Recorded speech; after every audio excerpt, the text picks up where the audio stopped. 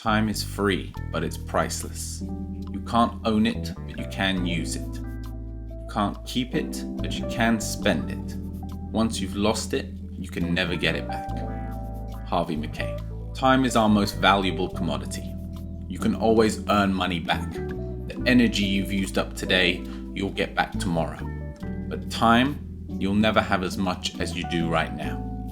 So with it being so valuable, it's really important that we learn how to use it and how to manage it in order to make sure that we're not wasting it on things that don't matter to us. One of the most valuable books I ever read were The 7 Habits of Highly Effective People by Stephen Covey. This book is a gold mine for time management and effective productivity tips and advice, so I highly recommend reading it. But the most useful thing that I found from this book was something called the Eisenhower Method, or in this case, the 4 quadrants of time management. The idea here is that everything you do in life can be classified by its urgency, urgent or not urgent, and its importance, important and not important. And this creates a matrix of 4 quadrants. Quadrant 1 is things that are important and urgent. This is crisis management or firefighting situations. Quadrant 2 is things that are not urgent, but they are important. So here we're working on prevention, planning, and improvement. Quadrant 3, these are things that are not important, but are urgent. We call these interruptions. And finally, quadrant 4, these are things that are not urgent and not important. Time wasters. We often spend our life focused on the urgent things instead of on the important things. In business, as in life, it's important to always ask yourself why you're doing something. Am I doing it because it's urgent, or am I doing it because it's important to me? Now, obviously, things that are important and urgent should not be ignored. For example, if you have a heart attack, it's probably best to get that dealt with. Right, no need to worry, ass. Just got to get this script written in the next hour. Then I can start filming the B-roll. Then after that I film the A-roll. And of course then we've got to get to editing. And don't forget to color grade. And still got to upload it to YouTube. And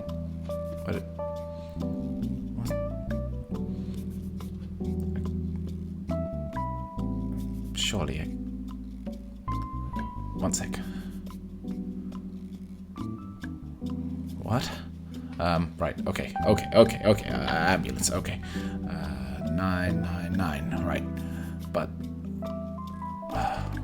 maybe just finish this.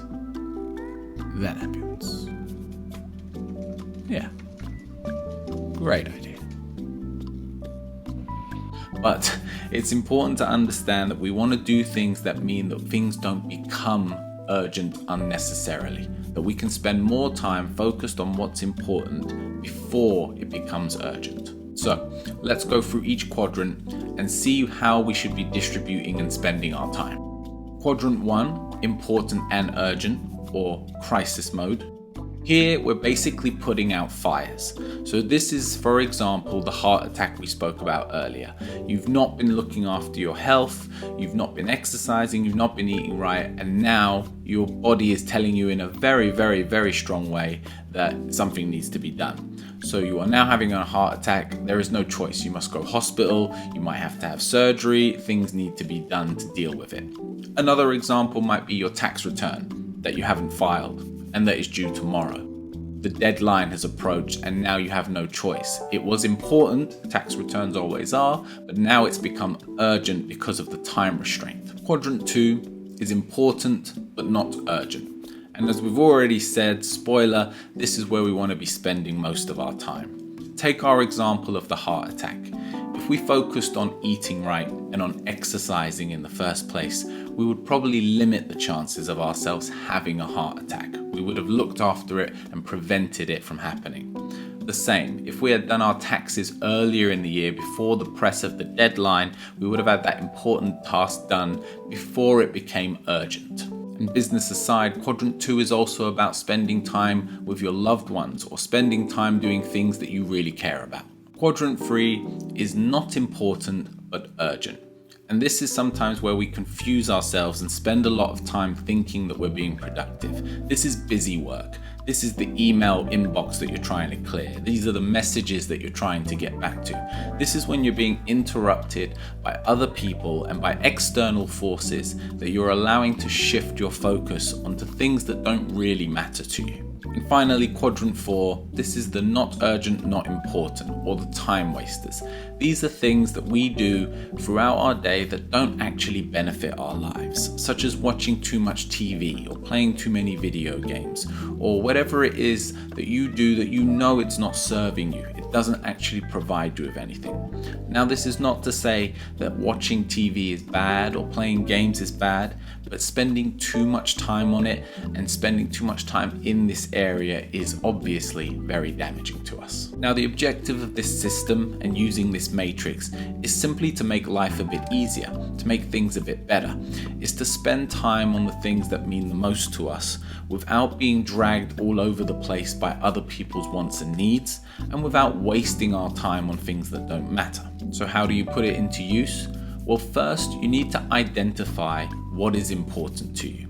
So sit down and make a list of the things that truly matter to you in your life, the things that you want your life to comprise of and include. Now, that might be your goals in life in terms of earning certain amounts of money. It might be certain relationships that you want to maintain and build on. We all have things that mean a lot to us and that we want to spend time and energy on. Then we want to look at the urgency of these tasks and these things that we want to include in our lives. Now, certain things we can't help. Certain things will be urgent whether you like it or not. An accident that you can't prevent or something that happens that's beyond your control. But we want to spend more of our time on things that are not urgent.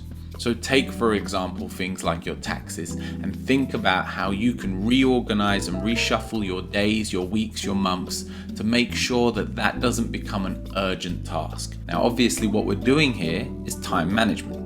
We're trying to make sure that we allocate the appropriate amount of time to all our different jobs and tasks. Now, in order to spend more time in quadrant 2, we are going to need to eliminate certain things from 3 and 4. So I've spoke before about eliminating interruptions, putting your phone on silent or moving it away from you when you're in a work mode or you're trying to get something done.